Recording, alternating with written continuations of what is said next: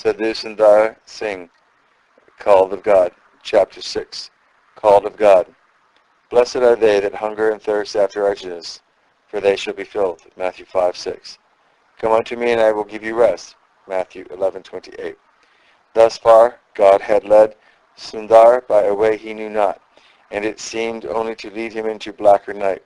Having studied line by line all the religions he knew, having heard from the lips of many religious teachers all that they had to tell, and in spite of all still experiencing a deeper and more unsatisfied longing for the shanti he believed possible, Sundar was led by God to see that in none of these things could he find what he sought.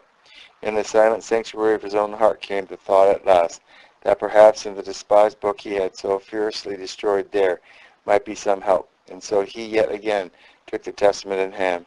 Torn with anguish and driven to despair, he read there, "Come unto me, and I will give you rest." The words arrested him, and as he continued to read the story of the cross, the wonder grew. No longer did he join with his classmates in their open abuse of the Christian religion.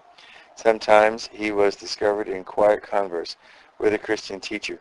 Eventually these things were noticed and duly reported to his parents, but his father took little notice, for the boy had been well grounded in the Shinto religion by his devout mother, and was imbued with its beliefs. But the leaven of the gospel had entered his heart, and as he read, God so loved the world that he gave his only begotten Son, that whosoever believeth on him should not perish, but have everlasting life. A whisper of comfort came to his sore heart, but still the burden of the anguish prevented him from finding rest.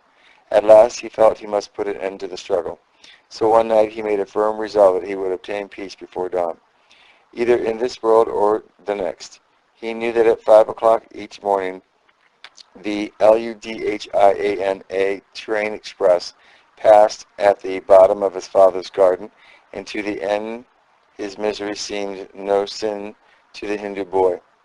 In Hindu fashion he bathed, and with Testament in hand he retired to his room to spend the long night in reading, meditation, and prayer.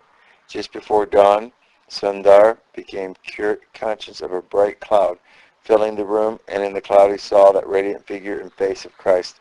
As he looked upon the vision, it seemed to him that Christ spoke, saying, "Why do you oppose me? I am your Savior.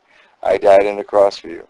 He determined enmity was broken down forever as he looked upon the face so filled with the divine love and pity, and with conviction came a sublime sense of forgiveness and acceptance with Christ. At that moment there flashed into his heart the great shanti he had sought so long. Rising from his knees, the vision faded, but from that hour Christ had remained with him, and shanti has been his dearest possession. With a heart brimming over with joy, Sundar went to his father's room and told him that he was a Christian.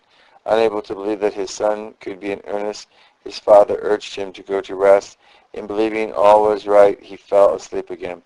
But that memorable night, the thorn-crowned Jesus had called Sundar Singh to follow in his steps, and from that night the cross of Jesus was to be his joyous theme, until that cross shall lift him into the presence of the Savior forevermore. End of chapter 6, having been read by Peter John Paresis.